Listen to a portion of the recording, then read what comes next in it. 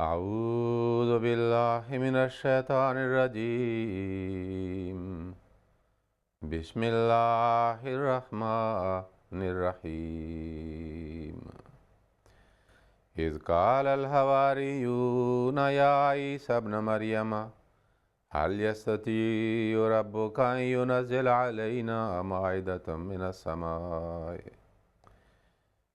قال اتقوا الله إن كنتم مؤمنين قالوا نريد أن نأكل منها وتطمئن قلوبنا ونعلم أن قد صدقتنا ونكون عليها من الشاهدين قال عيسى ابن مريم اللهم ربنا أنزل علينا مائدة من السماء تكون لنا عيدا لأولنا وآخرنا وآية منك وارزقنا وأنت خير الرازقين قال الله إني منزلها عليكم فمن يكفر بعد منكم فإني أعذبه عذابا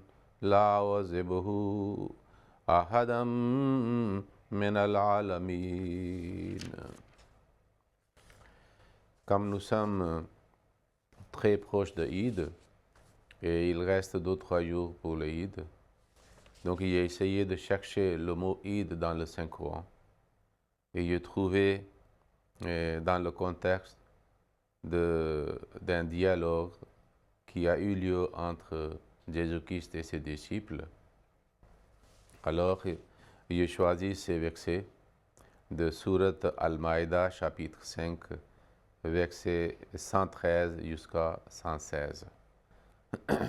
La traduction de ces versets est la suivante. Quand les disciples dirent « Ô Jésus, fils de Marie, ton Seigneur peut-il nous faire descendre du ciel une table garnie de nourriture ?»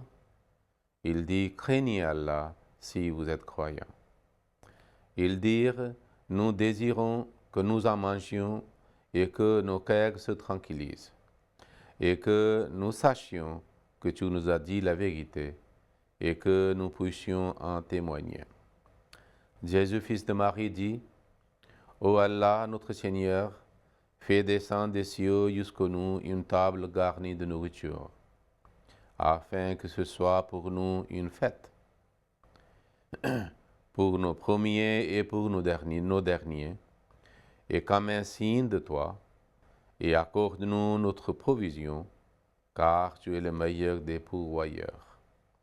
Allah dit en vérité, je la ferai descendre jusqu'à vous, mais à ceux d'entre vous qui refuseront de croire après cela, je leur infligerai un tel châtiment qu'aucun autre peuple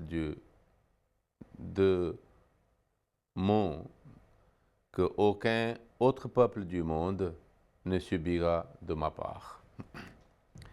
Ici, le mot fête qui est traduit dans ce verset est la traduction de Eid. Il faut savoir que lorsque les disciples de Jésus-Christ ont demandé une table de nourriture, comme table de nourriture est une faveur mondaine, matérielle, alors Jésus-Christ n'a pas voulu. Et il a dit « Ittaqullaha » craignez Allah in kuntum mu'minin si vous êtes croyants. Cela signifie qu'il ne désirait pas que ses disciples, au lieu de demander faveur spirituelle, la nourriture spirituelle, ils demandent la nourriture matérielle à consommer. Lorsque nous étudions les prophètes, nous savons très bien que les prophètes viennent dans le monde, pas pour accorder ou donner la nourriture ou des bénéfices de ce monde ou des choses matérielles. Ils viennent pour réformer le monde moralement. Ils viennent pour donner au monde la nourriture spirituelle, parce que c'est cette nourriture spirituelle qui ne se trouve pas chez les gens lorsque Dieu envoie un prophète quelconque. Parce que les prophètes n'aiment pas que leurs disciples, après avoir accepté l'enseignement divin, ils toujours aient envie de choses matérielles.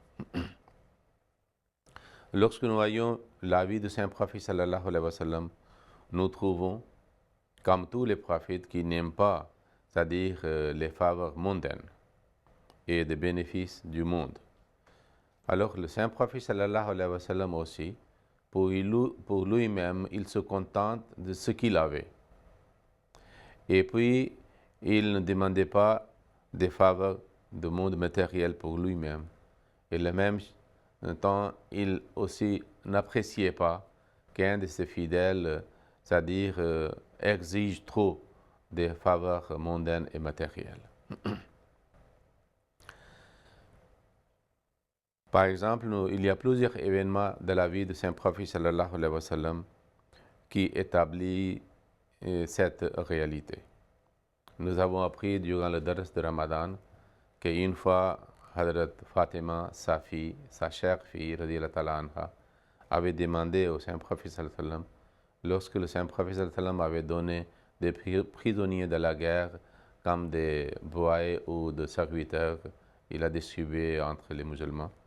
Alors, à la proposition de Hadrat Ali, son époux, radiyallahu ta'ala anhu, elle est allée demander au Saint Prophète sallallahu alayhi wa sallam que toute la journée je travaille, je balaye la maison, mes habits deviennent sales et je suis fatigué, j'amène l'eau aussi pour le besoin à la maison.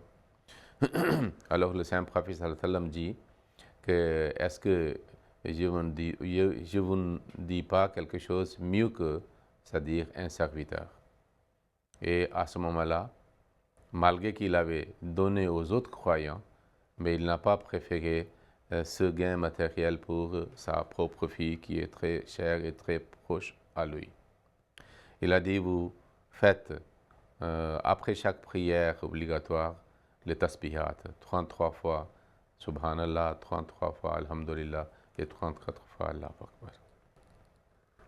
Et puis, une fois, à la suite de bataille de Hunayn, il y a eu beaucoup de butin, beaucoup d'animaux et les autres choses comme butin. Et lui, il a distribué parmi les nouveaux convertis à l'islam pour créer une affection et attachement, comme le Saint-Coran dit. Mais à ce moment-là, certains jeunes Ansar, c'est-à-dire se sont plaints que le sang tombe de nos épées, mais le butin et le bien mondain ont été donnés aux, c'est-à-dire Quraysh, les nouveaux convertis. À ce moment-là, le Saint Prophète sallam n'a pas apprécié cela parce que lui, il avait son habitude et son comportement que le bien matériel, il donnait à ceux qui n'avaient pas la foi solide. Alors à ce moment-là, il a dit que je suis toujours avec Ansar, je retourne avec Ansar, mais les Ansar ont compris que les jeunes ont fait une faute. En pleurant et versant larmes dans leurs yeux, ils sont venus au Saint Prophète pour demander pardon et ses prières. Parmi les compagnons du Saint Prophète sallallahu alayhi wa sallam, il y avait quelqu'un qui demandait que le Saint Prophète prie pour lui, qu'Allah lui donne beaucoup de richesses. Le Saint Prophète n'aimait pas. Chaque fois, il refusait de le faire. Il disait, pourquoi vous demandez? Alors, un jour, il a dit, Prophète, faites prière pour moi. Et si Allah m'accorde, alors je tiendrai compte des droits de Dieu aussi et des droits des êtres humains. Alors le Saint Prophète sallallahu alayhi wa sallam priait. Et après quelques jours, il y a eu des troupeaux de bétail, de moutons, de chèvres, de vaches et les autres choses. Alors, lorsque le verset de sacrifice était révélé, il a envoyé les gens pour collecter le zakat. Mais avant cela, lorsque ces bétails sont augmentés, avant il était régulier dans la mosquée, puis il a commencé à venir seulement le jour de vendredi puis il a cessé de venir aussi pour le jour de vendredi. Et le saint prophète sallam avait demandé concernant lui, son nom était Salba. Il a dit, ce qui se passe avec Salba, je ne le vois pas.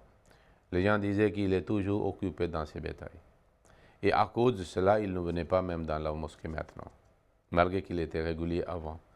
Lorsque le saint prophète avait envoyé pour, c'est-à-dire collecter le zakat, alors il a commencé à chercher les prétextes que ce n'est pas le zakat, c'est comme l'impôt et les taxes. Et alors il n'a pas respecté. Et puis ils sont retournés sans zakat. Alors ils ont donné le rapport au saint prophète sallallahu alayhi wa sallam, ce qu'il a dit. Alors le saint prophète sallallahu alayhi wa sallam n'a rien dit. Mais après il a reçu la révélation d'en accepter plus le zakat de Salba ou les gens similaires. À ce moment-là, il était venu avec les bétails, mais le saint prophète a refusé qu'Allah a interdit de prendre le zakat de vous. Puis à l'époque de Hadrat Abu Bakr, chaque année il venait. À l'époque de Hadrat Abu Bakr, il venait, il n'acceptait pas. À l'époque de Hadrat Umar, il venait. Hadrat Umar aussi n'acceptait pas. Et les deux disaient que le saint prophète a refusé d'accepter, alors nous ne pouvons pas le faire. Donc le gain matériel, demander trop les faveurs matérielles n'est pas bon parce que l'homme peut s'éloigner de Dieu. Le saint prophète sallallahu alayhi wa sallam avait dit à son peuple, ses sahaba, c'est-à-dire que vous allez avoir des richesses et le confort du monde. Et vous allez avoir aussi les tapis, parce que pour les Arabes, tapis était quelque chose de l'étranger. Et il avait aussi donné, le saint prophète, bonne nouvelle, que le trésor et les palais seront dans votre possession. Allah vous accordera de Iran, de Rome et de Madain. Une fois, il avait dit que vous allez avoir toutes les richesses, mais je crains que vous allez vous entretuer. Et voilà, c'est la même chose est passée, que les gains matériaux ont éloigné les musulmans et c'est réduit le taqwa et la solidarité entre eux aussi. Donc, ce n'est pas bon d'exiger trop les faveurs matérielles et mondaines. Même le Messie premier a dit, il a dit que je ne crains pas que vous n'allez pas avoir beaucoup de richesses. Le Jamaat Ahmadiyya va avoir beaucoup de richesses, beaucoup de biens, jusqu'à ce que les gens seront étonnés par cela. Mais je crains que ceux qui sont responsables pour sauvegarder, protéger le bien de Jamaat, c'est-à-dire la foi, ne soient pas affaiblis en voyant cela et ils ne deviennent pas malhonnêtes et ils peuvent être mis en épreuve. Malgré que Eid a une signification de joie, parce que c'est aussi une fête, mais le mot Eid utilisé dans le contexte de dialogue entre Jésus-Christ et les disciples, c'est-à-dire c'est tout à fait différent de façon extraordinaire. Nous voyons ici, lorsque Jésus-Christ a demandé à la demande et exigence de ses disciples, il a demandé.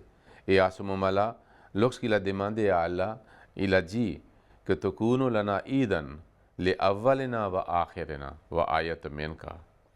Que, c'est-à-dire une fête pour nos premiers et pour nos derniers. Maintenant, si nous analysons dans l'histoire pour le christianisme, les suivants de Jésus-Christ, que quelle sorte de fête les premiers chrétiens ont célébré, ont fêté, et quelle sorte de fête Eid les derniers, c'est-à-dire ont eu, et ils ont célébré.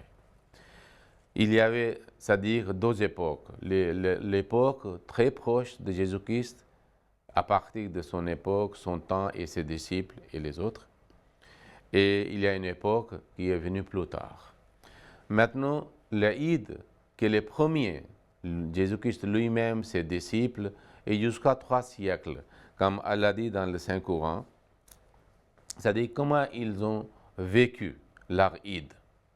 Nous trouvons dans le Saint-Coran. Par exemple, dans Surat Al-Kahf, chapitre 18, versets 10 et 11, il dit Am hasibtum anna ashab al-kahfi wa rakim kanu min ayatina ajaba. إذا والفتية إلى الكهف فقالوا ربنا آتنا من لدنك رحمة وهيئ لنا من أمرنا رشدا. Penses-tu que les gens de la caverne, c'est-à-dire et de l'inscription, étaient une merveille parmi nos signes? Lorsque les jeunes gens se réfugièrent dans la caverne, ils dirent, Notre Seigneur, accorde-nous de ta part, de la miséricorde, et guide-nous dans notre affaire. Ici, ils ont utilisé que, c'est-à-dire une merveille parmi nos signes, parce que les premiers chrétiens, c'est-à-dire ont vécu l'époque de persécution et de torture de la part des Romains et de la part des Juifs. Nous savons très bien que Jésus-Christ lui-même, il était tellement torturé, même par le Saint Paul, plus tard qui est devenu chef des chrétiens, malheureusement, il persécutait Jésus-Christ. Et les Juifs aussi, jusqu'à qu'ils ont dénoncé Jésus-Christ, et le Pilate, qui est le gouverneur de la part de l'autorité romaine, il était obligé de le mettre sous la croix, parce qu'il voulait le mettre fin à la vie de Jésus-Christ, pour le rendre maudit. Donc ses disciples aussi ont vécu dans l'état de peur. Et cette époque, c'est-à-dire dura, selon le Saint-Coran, Surat Kahf, verset 27, وَلَبِثُوا فِي كَهْفِهِمْ ثَلَاثَ مِائَةَ سِنِينَ وَازْدَادُوا تِسْعًا. Ils restèrent 300 ans dans leur caverne et y ajoutèrent 9 de plus. Plus de 3 siècles, ils ont resté dans les cavernes parce qu'ils ont été persécutés par les Romains, par les idolâtres et par les ennemis de la vérité et de Jésus-Christ et du christianisme. Voilà le Eid du premier peuple. Premier, c'est-à-dire suivant de Jésus-Christ jusqu'à 3 siècles. Et après les 3 siècles, le roi romain avait accepté le christianisme, le message de Jésus-Christ. Puis, ils ont commencé la vie de confort. Sinon, ils restaient sous-sol, catacombes à Rome, et un exemple, et qui nous révèle que comment les premiers chrétiens qui croyaient un seul Dieu, Dieu unique, ils ont été persécutés.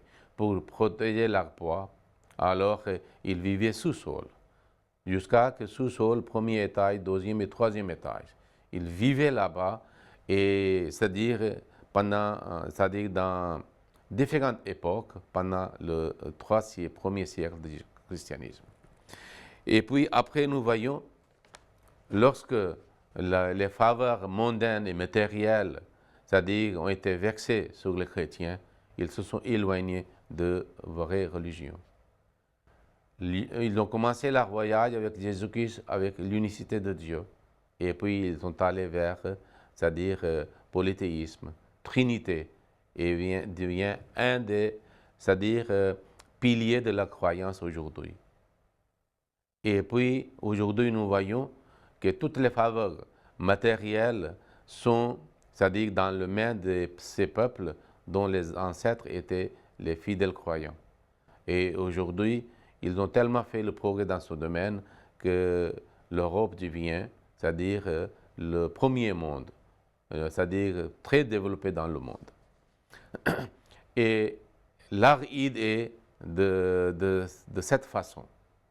Mais l'idée de Dieu, de religion, de spiritualité, c'est-à-dire n'existe plus.